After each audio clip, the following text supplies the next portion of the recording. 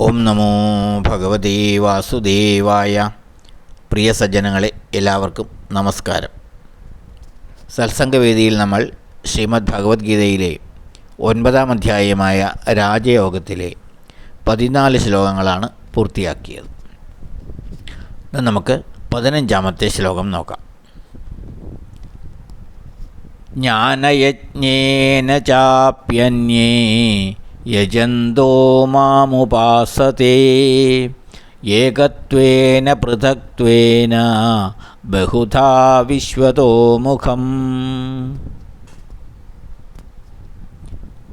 അപിച തന്നെയുമല്ല, അന്യേ മറ്റു ചിലർ ആകട്ടെ, ജ്ഞാനയജ്ഞേന ജ്ഞാനയജ്ഞം കൊണ്ട്, യജന്തഃ ഉപാസിക്കുന്നവരായി, ഏകത്വേന ഏകഭാവത്തിലും, പൃഥക്ത്വേന ഭിന്നഭാവത്തിലും, ബഹുവിധ പലവിധത്തിൽ, വിശ്വതോമുഖം മാം വിശ്വരൂപിയായ എന്നെ ഉപാസതേ ഉപാസിക്കുന്നു.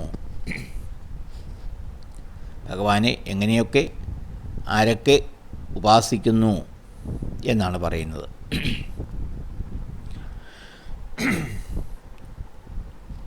തന്നെയുമല്ല, മറ്റു ചിലർ ജ്ഞാനയജ്ഞം കൊണ്ട്, അതായത് ഭഗവാന്റെ തത്വങ്ങളെ അറിഞ്ഞ് പ്രവർത്തിച്ചുകൊണ്ട്, അല്ലെങ്കിൽ അറിയുവാനുള്ള യജ്ഞങ്ങൾ കൊണ്ട്, ജ്ഞാനയജ്ഞം കൊണ്ട് ഉപാസിക്കുന്നവരായി, ഏകഭാവത്തിലും ഭിന്നഭാവത്തിലും, അതായത് ഏകനായ ഈശ്വരൻ എന്ന ഭാവത്തിലും, ഭിന്നനായ ഈശ്വരൻ, അതായത് വിവിധ രൂപങ്ങളിലുള്ള ഈശ്വരൻ എന്ന ഭാവത്തിലും, പല വിധത്തിൽ വിശ്വരൂപിയായ എന്നെ ഉപാസിക്കുന്നു. സർവാത്മകനും ജഗന്മയനുമായ ഈശ്വരനെ ജ്ഞാനാർജനം കൊണ്ട് യജ്ഞം ചെയ്യുന്നു ചിലർ, അതായത് ജ്ഞാനത്തിൻ്റെ മാർഗത്തിലൂടെ പോകുന്നു ചിലർ. എന്താണ് ഈശ്വരൻ, ആരാണ് ഈശ്വരൻ, എന്താണ് പരമാത്മാവ് എന്നൊക്കെയുള്ള തത്വങ്ങളെ അറിയുന്നതിനായി ജ്ഞാനാർജനം സമ്പാദിച്ചുകൊണ്ട് ആ ജ്ഞാനത്തിൻ്റെ മാർഗത്തിലൂടെ ഈശ്വരനെ തേടുന്നു ചിലർ. അതിനാണ് ജ്ഞാനയജ്ഞം എന്ന് പറയുന്നത്. അദ്വൈതനായും ബഹുരൂപനായും പല വിധത്തിൽ ആരാധിക്കുന്നു. അദ്വൈതൻ, അതായത് ഏകനായി ദ്വൈതഭാവമില്ലാത്തവനായും, അതേസമയം ബഹുരൂപനായും പല വിധത്തിൽ ഈശ്വരനെ ആരാധിക്കുന്നു.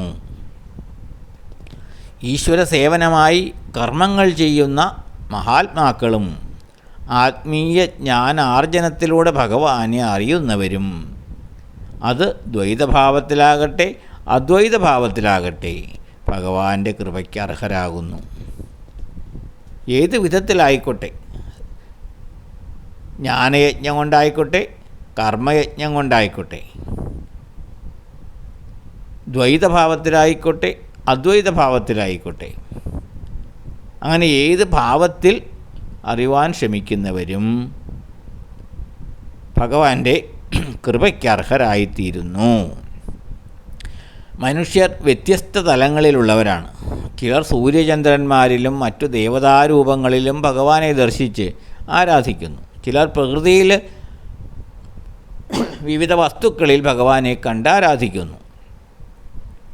വ്യത്യസ്ത കാര്യങ്ങൾക്ക് വ്യത്യസ്ത ദേവതാസങ്കല്പങ്ങളെ പ്രീതിപ്പെടുത്തുന്നു.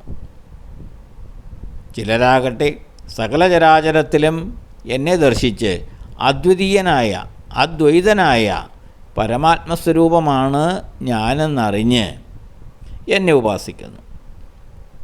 അങ്ങനെ ഏത് വിധത്തിൽ ആരാധിച്ചാലും, ദ്വൈതഭാവത്തിലായാലും അദ്വൈതഭാവത്തിലായാലും, ഏകരൂപനായ ഭാവത്തിലായാലും ബഹുരൂപനായ ഭാവത്തിലായാലും, അത് ജ്ഞാനമാർഗത്തിലൂടെയായാലും കർമ്മമാർഗത്തിലൂടെയായാലും, ഭഗവാനെ വിവിധ രൂപത്തിലാണ് മനുഷ്യർ ഉപാസിക്കുന്നത്. അങ്ങനെ ഏത് വിധത്തിൽ ഉപാസിച്ചാലും അതെല്ലാം വന്നു ചേരുന്നത് ഒരേ പരമാത്മ ചൈതന്യത്തിലാണ്, ഈശ്വരനിലാണ്. അതുകൊണ്ട് അവയെല്ലാം ഈശ്വരൻ സ്വീകരിക്കുന്നു. എല്ലാ ഭാവത്തിലൂടെ ആരാധിക്കുന്നവരെയും ഭഗവാൻ അനുഗ്രഹിക്കുന്നു. ഇതാണ് ഈ ശ്ലോകത്തിലൂടെ ഭഗവാൻ പറയുന്നത്. അടുത്ത ശ്ലോകം നമുക്ക് അടുത്ത ദിവസം നോക്കാം. എല്ലാവർക്കും നന്ദി, നമസ്കാരം. ഓം നമോ ഭഗവതേ വാസുദേവായ.